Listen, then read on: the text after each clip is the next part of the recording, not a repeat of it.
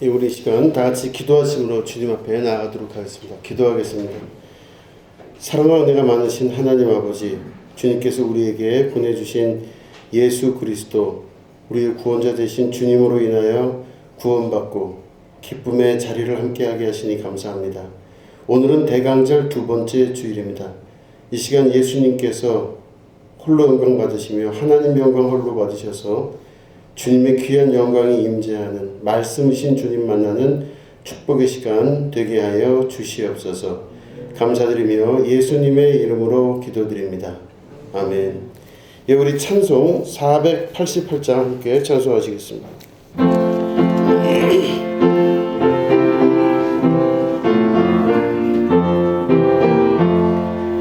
이 몸의 소망 무언가 우리 주 예수뿐일세. 우리 주 예수밖에는 믿으리 아주 없도다. 주 나의 반석이시니 그 위에 내가 서리라. 그 위에 내가 서리라. 무섭게 바람 부는 밤 물결이 높이 설렐 때 우리 주 크신 은혜에 소망이 닥칠 줄이라. 주 나의 반석이시니 그 위에 내가 서리라. 그 위에 내가 서리라. 세상에 믿던 모든 것 끊어질 그날 되어도 구주의 언약 믿사와 내 소망 더욱 크리라. 주 나의 반석이시니 그 위에 내가 서리라. 그 위에 내가 서리라. 바라던 천국 올라가 하나님 앞에 배울 때 구주의 의를 힘입어 어여시 바로 서리라. 주 나의 반석이시니 그 위에 내가 서리라. 그 위에 내가 서리라.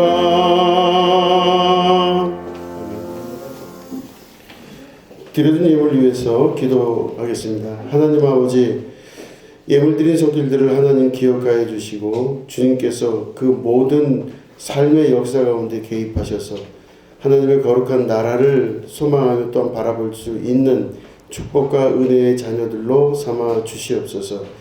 하나님께서 우리에게 이 땅에 생명을 주신 동안 우리가 승리하는 자가 되게 하여 주시옵소서.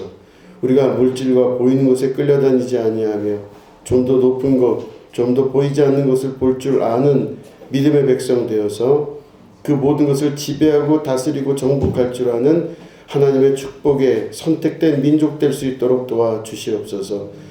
삶에 끌려다니지 아니하며 육체에 끌려다니지 아니하고 보이는 것에 끌려다니지 아니하므로 하나님 앞에 영광 돌리며 승리하여 우리가 주님 만날 때 큰 기쁨으로 만나는 은혜 누리게 하여 주시옵소서. 감사드리며 예수님의 이름으로 간절히 축복하며 기도드립니다. 아멘. 예, 우리 하나님 말씀 함께 보시겠습니다. 이사야서 11장 1절부터 우리 주보에는 10절까지로 되어 있는데 5절까지 같이 읽도록 하겠습니다. 이사야서 11장 1절부터 5절입니다.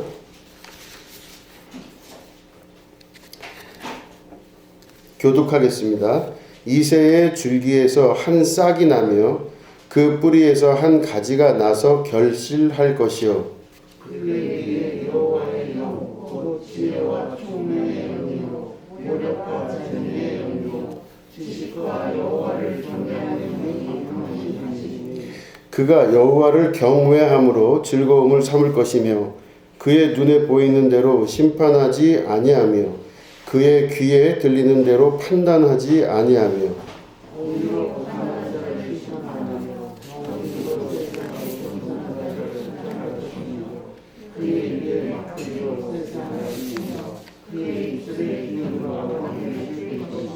공의로 그의 허리띠를 삼으며 성실로 그의 몸의 띠를 삼으리라. 아멘. 우리 한 군데만 더 읽도록 하겠습니다. 이사야서 53장 2절부터 5절까지의 말씀입니다.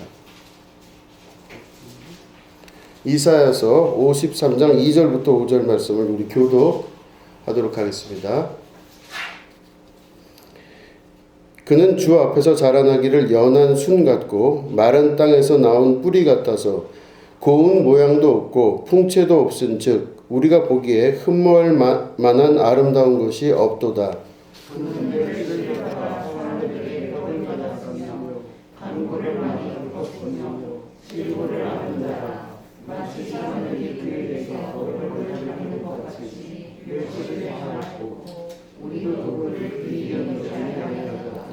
그는 실로 우리의 질고를 지고 우리의 슬픔을 당하였거늘 우리는 생각하기를 그는 징벌을 받아 하나님께 맞으며 고난을 당한다 하였노라.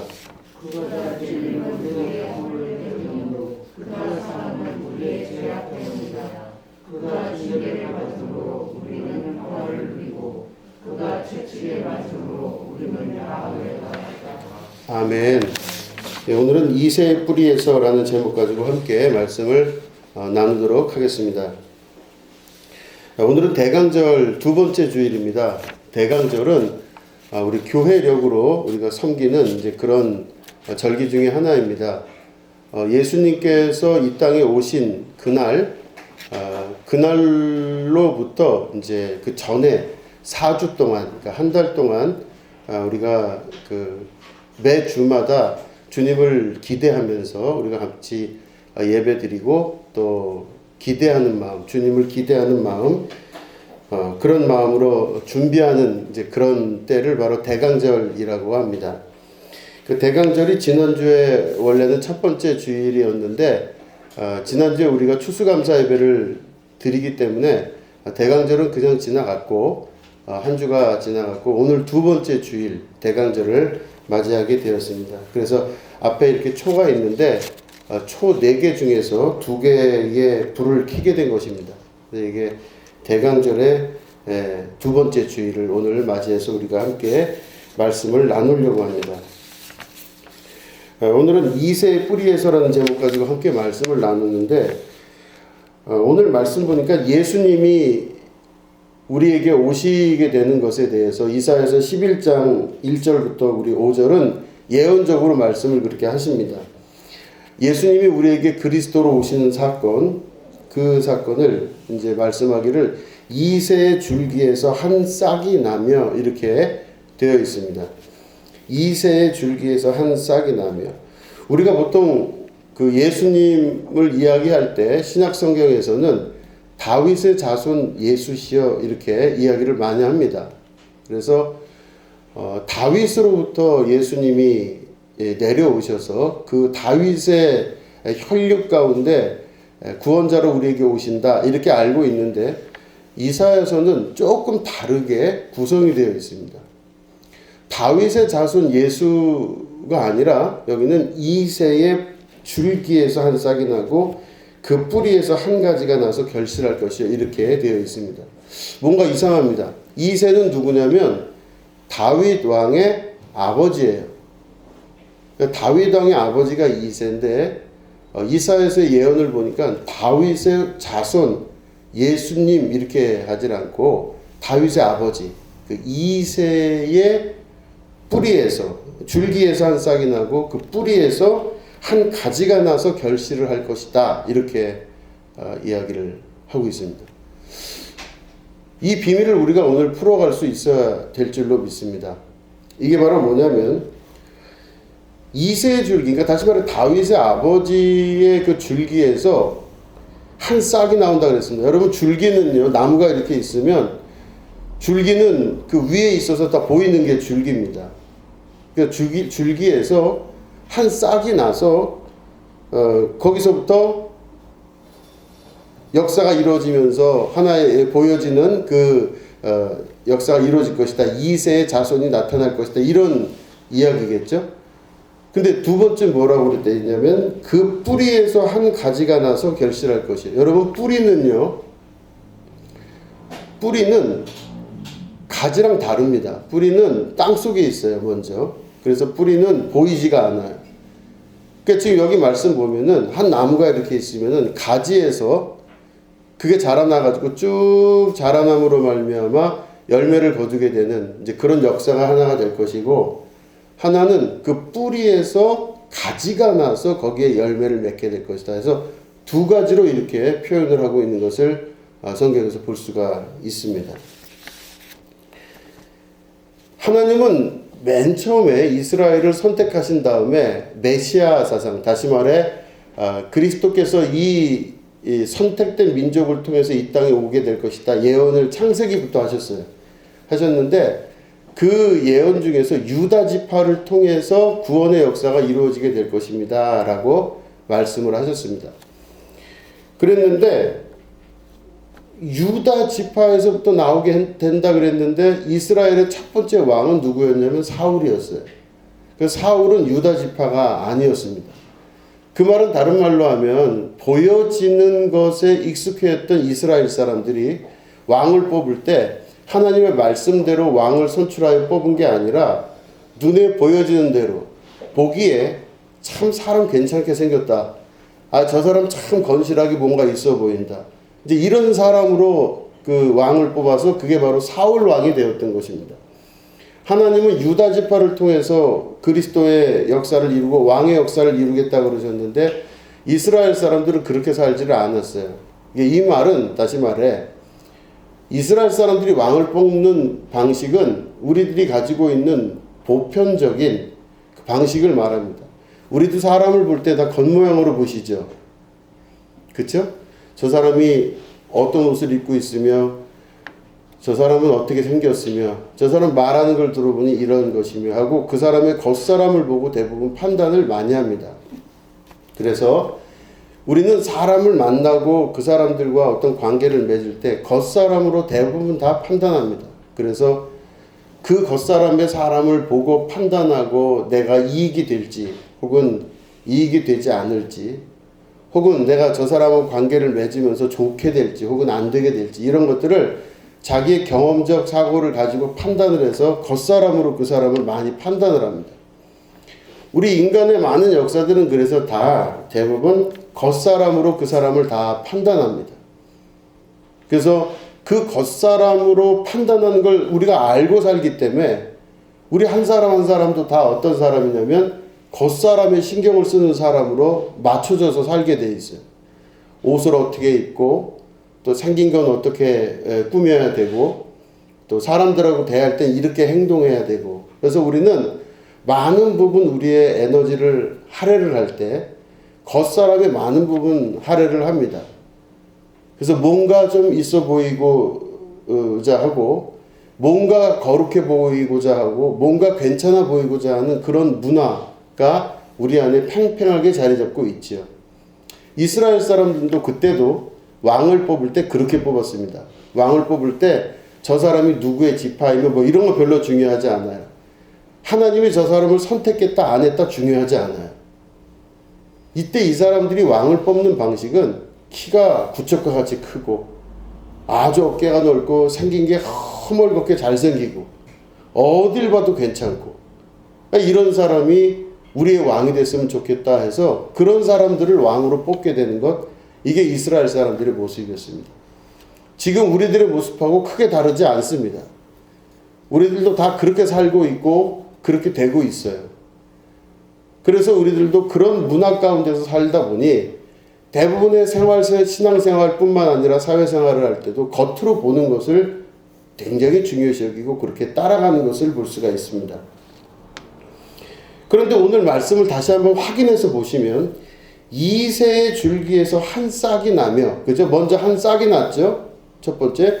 두 번째는 그 뿌리에서 한 가지가 나서 결실할 것이요. 첫 번째 보니까 하나님께서 그 역사를 이루시는데 두 가지 방식으로 이룬다고 예언적으로 말씀하십니다. 이새의 줄기에서 한 싹이 났습니다. 아까 말씀드린 대로 줄기는 어쨌든지 간에 땅에 나무가 이렇게 박혀 있으면 그 줄기는 밖에 이렇게 튀어나와서 보이는 곳이 바로 줄기입니다. 보여요. 잘 보여요. 그래서 거기서부터 이렇게 딱 줄기가 나오니까 이것으로부터 하나님의 역사가 시작되는구나. 이렇게 생각되어질 정도로 겉으로 보여지는 것들로 판단되는 것. 이게 첫 번째가 나온다 말했습니다. 두 번째는 그 뿌리에서 한 가지가 나서 결실할 것이 그랬습니다. 뿌리는 땅 속에서 양분을 흡수하는 겁니다. 땅 속은 보이지가 않아요.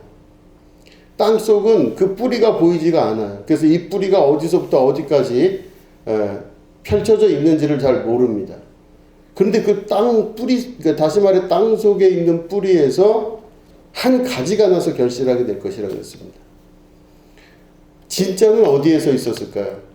하나님께서 예수님을 어느 역사 가운데 뿌리에서 예수님을 내셨을까요? 줄기에서 내셨을까요? 너무나 당연한 질문이죠. 하나님은 두 번째 말씀인 뿌리에서 보이지 아니하는 것 가운데 하나님의 역사를 이루셨습니다. 예수님이 태어나셨어요. 다윗이 있었죠, 지금. 다윗의 아들이 5명이 있었는데 그 중에 솔로몬이 그 다음 왕위를 잇게 됩니다. 다윗과 솔로몬은 너무 유명합니다. 그래서 이 다윗의 아들들 중에 솔로몬이 제일 유명해요. 그러니까 이게 유명하다는 건 다른 말로 하면 이 사람이 사람들이 보기에도 지혜롭고 똑똑하고 괜찮고 멋있어 보였던 왕이라는 뜻입니다. 그래서 사람들이 다 발견하고 아는 왕, 이게 바로 솔로몬이라는 사람이었습니다. 그런데 이스라엘의 역사에서 보면 북이스라엘이 먼저 망해요. 이제 이스라엘이 솔로몬 때가 되고 나서 솔로몬 이후에 남북이스라엘로 갈라져요. 그래서 남유다, 북이스라엘. 북이스라엘은 10지파, 남유다는 2개 지파 해서 이렇게 남북으로 갈라지는데 북쪽에 있는 이스라엘이 아수르가 침공하면서 완전히 쫄딱 망합니다. 뭐 도리에 돌 하나 남지 않고 쫄딱 망했어요. 그래서 북이스라엘이 다 망하고 나서 얼마 후에 남유다가 그렇게 잘 버텼어요. 버티다가 남유다가 바벨론에 침공을 당해서 거기도 도리에 돌 하나 남지 않고 싹 망해버립니다. 남북 이스라엘이 다 망해버리고 이 땅이 외세의 침략을 받고 자기 땅이 없는 이스라엘 민족이 되면서 400년 동안 그냥 자기 나라의 땅이 없이 살게 됩니다. 그럴 때 이스라엘 사람들이 속에서 바랬던 게 바로 뭐냐면 이 400년이라는 기간 동안 내내 바랬던 게 다윗 왕과 같은 왕이 나왔으면 좋겠다. 솔로몬 왕과 같은 왕이 왔으면 좋겠다. 우리가 알고 있는 다윗 왕과 솔로몬의 왕, 다윗의 자손, 솔로몬의 자손이 좀 나왔으면 좋겠다. 그래서 400년 동안 내내 그것들을 속에 품고 살게 돼요. 거기서부터 뭐가 나타나냐면 시오니즘, 메시아 사상이 나타납니다. 아, 이제는 하나님의 나라가 조금 후에 임하게 될 텐데 그 하나님의 나라는 우리가 그토록 멋있게 여기는, 위대하게 여기는 다윗의 자손으로부터 나올 것이고 솔로몬의 자손으로부터 그게 나올 것이다라는 믿음을 가져요. 그래서 메시아 사상, 그리스도 사상, 또 시오니즘이 거기서부터 잉태가 됩니다. 그런데 그 이후에 그게 역사를 쭉 지나가서 보면 아까 말씀드린 대로 다윗 왕의 자손이 솔로몬인데 다윗 왕이 아들이 5명이 있었는데 그 중에서 넷째가 솔로몬인데 그 중에 다른 한 아들이 이름이 뭐냐면 나단이라는 아들이 있었어요. 그런데 다른 왕족들은요 대부분 다 그 어느 순간 되면요 종족이 사라져버려요. 없어져버려요. 왜냐하면 유명하니까 사람들로부터 침공을 당할 때 먼저 끌려가기도 하고 또 그 사람 이름을 없애버리기도 하고 아주 어린 아들 같은 경우는 그 존재 자체를 찾을 수 없도록 부모랑 떨어뜨려 놓기도 하고 이러면서 그 왕족이었던 사람들이나 나름대로 그 당시 귀족이었거나 유명했다고 하는 많은 사람들은 대부분 다 흩어지게 돼요.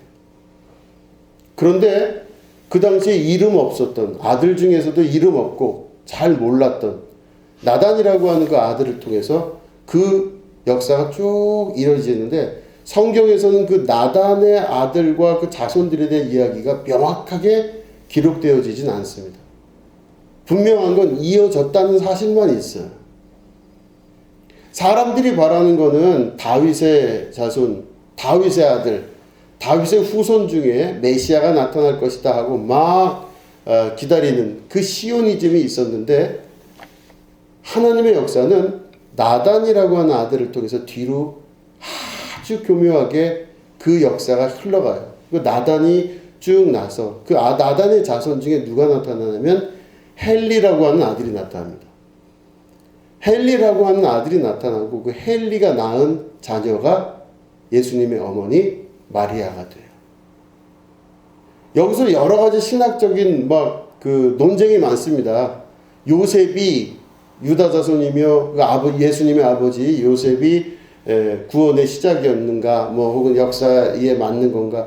지금도 논쟁이 많아요. 여러 가지 자료들을 들이대고 맞다 안 맞다 이렇게 얘기를 하는데, 이제 제가 보는 입장에서는 여러 자료들을 보니 나단의 자손 헬리가 낳은 딸 마리아, 그 마리아로부터 잉태된 예수님을 한 자손으로 보게 돼요. 그래서 우리가 이게 보면은 창세기 여러분 기억나십니까? 그 아담과 하와가 선악과를 따먹고 나서 벌을 받아요. 그럴 때 특히 아담과 하와를 유혹했던 그 뱀이 저주를 받고 벌을 받게 되는데, 그 뱀이 무슨 저주를 받게 되냐면 여자의 후손이 너 뱀의 머리를 밟게 될 것이요, 이렇게 되어 있습니다. 여자의 후손이라고 되어 있죠. 그죠? 그러면 우리가 한번 생각을 해보시면, 아니 족보는 대부분 다 남자들 이름이 돼 있던 시대였습니다. 남자들이 올라가요, 족보에. 그 집 아들이 올라가고 막 이래요. 그런데 예수님의 족보는 여자의 후손이라고까지 얘기해요. 이 예언적 말씀이에요. 창세기에 있는 여자의 후손이 내 머리를 밟을 것이요 그랬습니다. 그럼 왜 이 여자의 후손이라는 단어를 사용하셔서 그렇게 됐는지는 여러 가지 내용들이 있지만, 이제 그걸 넘어서서 중요한 건 마리아의 후손이라고 볼 수 있는 예수님의 역사가 시작이 되었다. 이게 바로 유다 자손으로부터 예수께서 탄생하시게 된 역사를 말하고 있는 것입니다. 오늘은 좀 복잡하죠? 괜찮으세요? 견딜만 하시죠? 힘드셨구나. 일단 그렇다 치고, 우리가 그러면 말씀을 다시 한번 확인해 보면, 이사야서 11장에 오늘 우리가 읽은 본문 말씀을 보면 아까 말씀드린 대로 보여지는 것과 보이지 않는 역사가 양쪽에서 같이 난다고 하는 것입니다. 하나님의 역사는 보이는 역사와 보이지 않는 역사가 양쪽에서 같이 진행이 된다는 것입니다. 그럼 이걸 우리가 영적으로 해석을 어떻게 할 수 있느냐? 지금도 동일하신 하나님께서 그 역사를 이루시는데 어떻게 역사를 이루시냐면 보이는 역사와 보이지 않는 역사를 동시에 진행을 하고 계신다는 것이죠. 그리고 이 이사야서 11장 말씀을 보니 보이는 역사보다 보이지 않는 곳에서 메시아가 탄생하신 것을 보니 보이는 것보다 보이지 않는 것에 강력한 하나님의 뜻이 이루어지고 있고 진행이 되고 있다라고 하는 뜻입니다. 그 말은 우리 눈에 보이고 있는 여러 가지 현상적인 측면에서 어떤 구원의 역사가 이루어지는 것이 아니라 그러는 듯 보이지만 실제로는 보이지 않는 곳에서 역사하는 그 힘이 훨씬 강력하게 동시에 작용을 한다라는 것입니다. 보이는 것이 아니라 보이지 않는 곳에서 역사하는 그 힘, 이게 바로 하나님께서 우리에게 메시아, 우리 그리스도 대신 예수님을 보내주신 강력한 힘이라는 것입니다. 그러면은 우리들은 오늘 어떤 신앙의 자세를 가져야 될까요? 우리들은 눈에 보이는 것이 아니라 보이지 아니하는 세계에 대해서 눈을 뜰 수 있으셔야만 됩니다. 눈에 보이는 줄기와 가지를 보는 것이 아니라 눈에 보이지 아니하는 뿌리를 볼 수 있는 믿음의 결단이 있어야만 됩니다. 그래서 성경에서는요, 지혜로워라 말씀하십니다. 지혜로워져야 된다 말씀하십니다. 지혜롭다고 하는 것은 보여지는 것들로 분석하여 판단하는 사람을 말하지 않습니다. 보여지는 것들 가지고 분석하고 믿고 알고 따르는 사람을 지혜롭다고 하진 않아요. 지혜로운 사람은 사람들 눈에 보이지 않는 세계를 보는 사람입니다. 사람들 눈에 전혀 발견할 수 없는 세계를 보는 것이 곧 지혜라고 말씀하고 계세요. 이새의 가지에서 또 다른 새싹이 나와서 역사가 이루어지지만 보이지 아니하는 이새의 나무의 뿌리에서 그 역사가 이루어지는데 그 뿌리에서 나온 역사는 보여지는 솔로몬과 같이 보여지는 다윗의 자손과 같이 보여지는 그 역사와 같이 나타난 것이 아니라 하나님의 뜻 안에서 보이지 아니하는 곳 가운데 역사하는 강력한 힘을 말하는 것입니다. 사람들은 눈에 보이는 멋진 왕인 다윗 왕을 그토록 좋아하고 따르고 소망했지만 말씀을 보면 다윗의 뿌리에서 무엇이 나온다 그러지 않았어요. 이새의 뿌리에서 나온다 그랬습니다. 왜 그렇게 말씀을 하셨을까요? 하나님의 말씀은 오늘도 보이지 아니하는 곳 가운데 사람들이 그토록 위대하게 여기고 대단하게 여기고 누가 봐도 괜찮다고 여기는 다윗과 솔로몬의 역사로 말씀하지 아니하시고 보이지 아니하는 존재조차 잘 모르는 다윗의 아버지인 이새의 뿌리에서부터 그 역사가 나온다 말씀하고 계시는 것입니다. 우리 눈에 보이는 것들을 쫓아가고 우리가 살아왔다면 그 사람은 바로 눈에 보이는 것으로 결정하여 사는 사람을 말하는 것입니다. 그런 사람은 보기가 쉽고 또 많은 사람이 그 길로 가기 때문에 많은 사람이 그 한 길을 향해 걸어가기 때문에 그곳이 혹여 맞다고 생각될 때가 있어요. 다 누구나 보이는 걸 쫓아가고 누구나 다 만져지는 것들 그런 것들로 확인 가능한 것들을 쫓아가기 때문에 많은 사람들이 그렇게 걸어가고 있습니다. 누구나 다 그렇게 가기 때문에 우리도 예외 없이 그렇게 가는 게 맞다고 생각됩니다. 그런데 예수님 말씀하신 걸 보니 보이는 대로 쫓아가는 그 많은 사람들은 넓은 길로 간다 말씀하십니다. 쉬운 길로 가는 겁니다. 보여지고 확인하고 아는 대로 가는 사람들은 넓은 길로 가기 때문에 그 마지막은 멸망이다 이렇게 말씀하십니다. 그런데 예수님이 제안하신 그 길은 십자가를 지고 가는 그 길은 길이 좁고 협착하여 가는 사람이 많지가 않다고 합니다. 어려운 거예요. 그 길이 쉽지가 않은 겁니다. 근데 그 길로 걸어가는 사람은요 협착하여 그 길이 좁아서 가는 길이 쉽지가 않지만 결국엔 그곳에서 최종적으로 결론이 맺는 것은 생명을 소유하게 되고 영원한 생명 가운데로 살아가게 될 수 있는 것. 이게 바로 그리스도께서 우리에게 주시는 빛과 진리의 말씀이신 것이죠. 보이는 교회를 소망하지 마시고 보이지 않는 교회를 소망하게 되기를 축원합니다. 종교개혁이 일어나는 시기에 비저블 처치와 언비저블 처치에 대한 수많은 논쟁들이 있었습니다. 뭐냐면 보이는 교회와 보이지 않는 교회 중에 어느 교회가 진짜 교회냐 이걸 얘기를 많이 했습니다. 그래서 종교개혁 당시에 많은 사람들이 보이는 교회를 쫓아갔습니다. 보이는 교회는 건물이 버젓이 있고 많은 사람들이 교회를 다니고 앞에서 예배를 집례하고 막 이런 우리가 알고 있는 일반적 교회를 말합니다. 그런데 그 사람들이 왜 이게 논쟁의 거리가 됐냐면 보이는 교회인데 누가 봐도 보이는 교회예요. 건물이 너무 멋있고 오래됐고 그리고 앞에서 캐톨릭에서는 이제 신부님이 미사를 집전하고 또 개신교 종교개혁 이후에 개신교에서는 막 목사님이 앞에서 예배를 인도를 합니다. 사람들이 막 백절치듯 몰려 있어요. 그 많은 사람들이 그 교회에서 함께 예배를 드리고 그 예배가 끝날 때 많은 사람들이 또 막 그냥 쏟아져 나옵니다. 거기가 진짜 교회 같아요. 이게 비저블 처치입니다. 보여지는 교회입니다. 우리들도 그런 교회를 다녀보신 적도 있고 그런 교회를 혹여 소망할 수도 있습니다. 그래서 마음속에 그런 것들을 소망하며 꿈을 꾸며 그게 진짜 교회인 것처럼 여겨지는 때가 참 많아요. 그런 데가 진짜 교회죠. 그런데 이 보여지는 교회에 대한 논쟁이 왜 그 종교개혁 당시에 이루어졌었냐면 자기들이 그런 교회를 다니다 보니 자기 신앙에 대해서 스스로 질문하는 겁니다.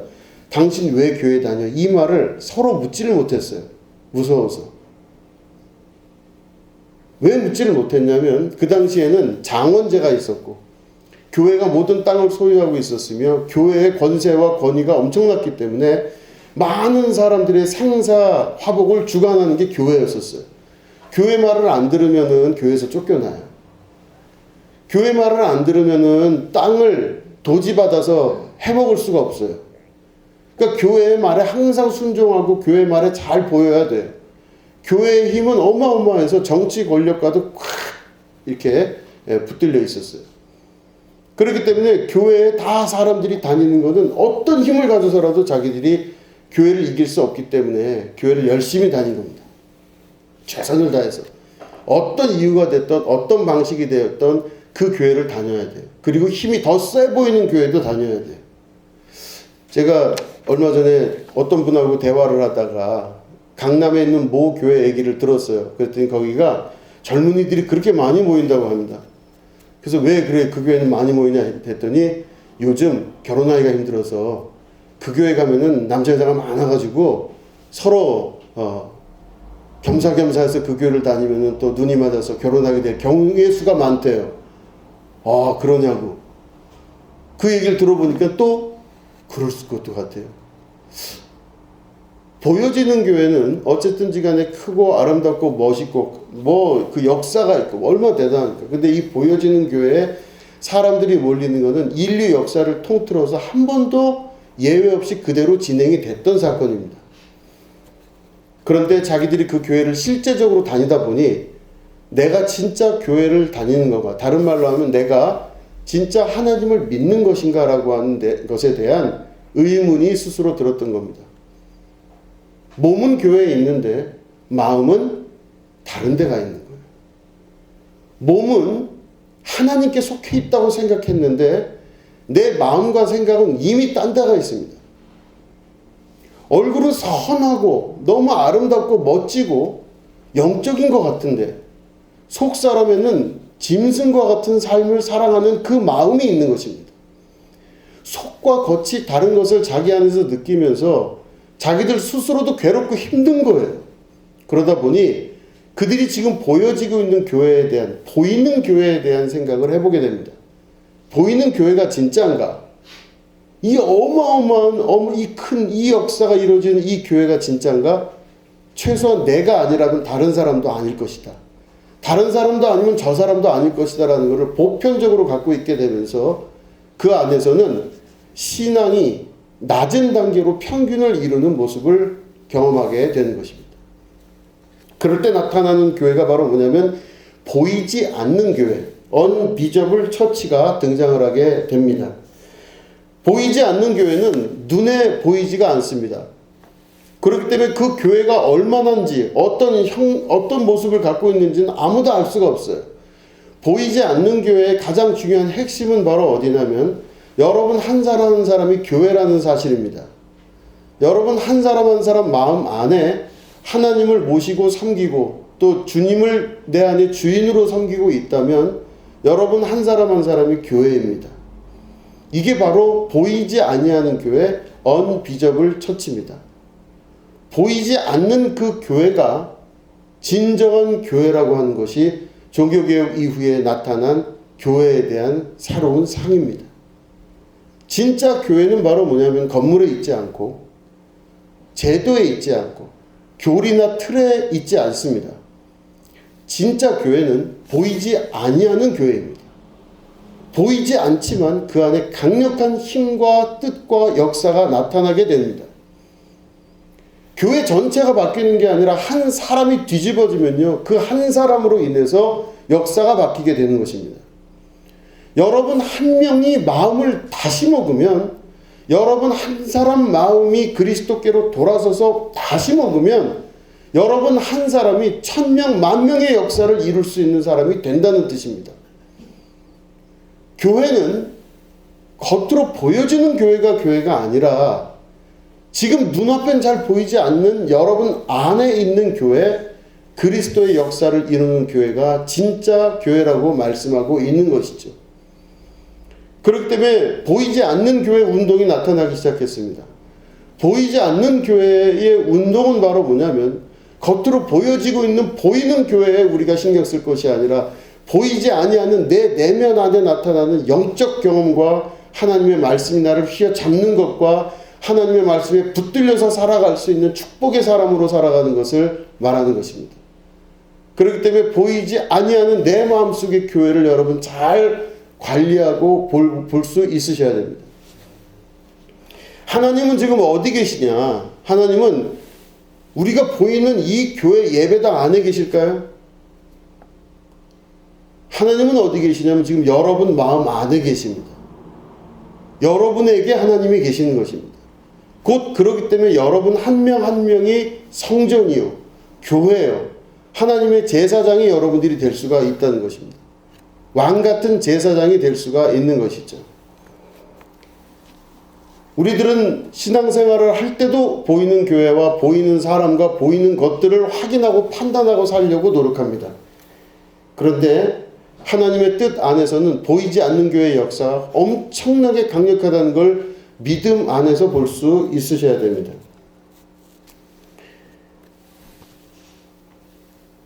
겉사람이 아니라 속사람을 보시는 하나님, 겉에 생긴 걸로 그 사람이 판단받는 게 아니라 그 속에 있는 속사람으로 판단받는 하나님의 역사.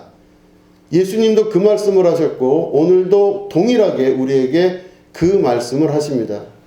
여러분 속사람을 강건케 하시는 주 하나님의 역사를 경험할 수 있으셔야 됩니다. 겉사람이 중요한 것이 아닙니다. 겉에 있는 여러 가지 보여지는 것들이 중요한 것이 아닙니다. 이새의 뿌리에서 그 역사가 나타나는 것은 뿌리는 보이지 아니하는 가운데 역사하시는 하나님의 계획과 뜻과 힘입니다. 그것들을 경험할 수 있으셔야 됩니다. 눈에 보이는 것들로 경험하는 것이 아니라 보이지 않는 것들로 경험할 수 있는 여러분들이 되셔야 되는 것입니다. 눈에 보이는 것들은 이미 이루어져 결과가 만들어진 것들입니다. 그러나 내 마음에 보이지 아니하는 모든 일들은 지금 아직 이루어지지 않을 수도 있습니다. 그러나 조금 후면 확실하게 보여지게 될 때가 오는 것입니다. 지금은 희미하게 보여지나 그때 되면 확실하게 볼 때가 오게 되는 것입니다. 그럼 바로 뭐냐면 지금은 우리가 보이는 것에 익숙하여서 겉으로 보여지고 느껴지고 알게 되는 것에 익숙하여서 하루하루를 그렇게 살아나가는 삶을 살아나가지만 이제는 보이지 않는 곳에서 역사하시는 하나님의 역사는 우리의 눈이 지금은 희미하여 잘 보여지지 않지만 조금 후에는 확실하게 보게 되는 역사를 경험하게 되는 것입니다. 그렇기 때문에 여러분 믿음의 눈으로 지금 눈앞에 보는 것이 아니라 보여지는 것이 아니라 믿음의 눈으로 오늘 다른 세계를 볼 수 있는 여러분 되시기를 축원합니다. 다른 세계를 볼 수 있어야 됩니다. 유발 하라리의 사피엔스를 보면요, 저는 그 책이 너무 재밌어서 읽고 또 읽고 읽고 또 읽고 그럽니다. 근데 이제 그 책에 보면은 그런 이야기가 나옵니다.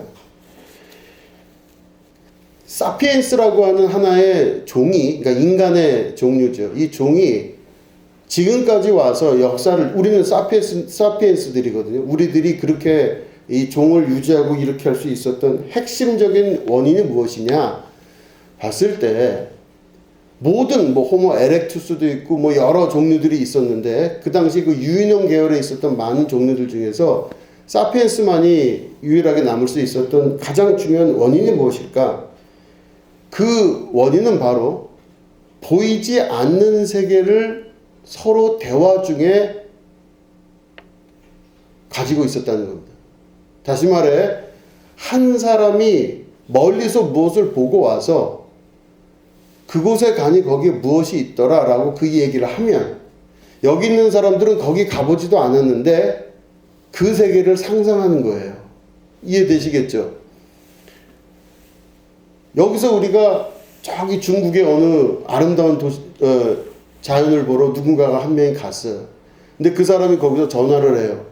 야, 여기 이렇게 해서 이렇게 아름다운 곳이 있는데 야, 단풍이 이렇게 들었고 여기는 막 천국같이 생겼어 하고 전화를 끊었어요. 그럼 우리는 그 말을 듣고 머릿속에 이럴 것이다 라고 상상을 해요. 야, 단풍이 이렇게 들고 멋있겠구나 라고 상상을 해요. 호모사피엔스가 가질 수 있었던 최고의 지능은 바로 보이지 않지만 또 현재 내 눈으로 확인되지 않지만 그 이야기를 듣고 그 이야기를 믿고 그 이야기를 상상할 수 있었다는 것입니다. 이것으로 인하여 집단적인 이 결합이 잘 이루어지고 또 여러 가지 사회 조직과 언어의 발전을 이루게 되었다. 이게 사피엔스의 핵심적인 이야기입니다. 중요한 것은 보이는 것으로 확인하는 모든 민족은 다 죽었습니다. 보이는 것으로 물건 만들어서 살고 하는 것은 대충 살 수가 있습니다. 그저 도끼 들고 뭐 들고 해갖고 자기들끼리 나름대로 수렵 채집하면서 살아갈 수 있었습니다. 어떤 때는 좀 많이 모으기도 하고 어떤 때는 적게 모으기도 하면서 근근히 생활을 이어가고 있었던 많은 인류의 역사 가운데 왜 사피엔스만이 이렇게 위대하고 큰 어마어마한 발전을 이룰 수 있었는가? 그 이유는 보이지 않는 것을 볼 줄 아는 상상력과 능력이었습니다. 또한 그것들을 가능하게 했던 믿음입니다. 말을 믿는 거예요. 그 사람이 무슨 말을 하면 그거를 상상할 줄 알고 그것을 믿을 줄 알았다는 것입니다. 핵심은 보이는 것이 아니라 보이지 않는 것을 볼 줄 알고 믿을 줄 알았다는 것입니다.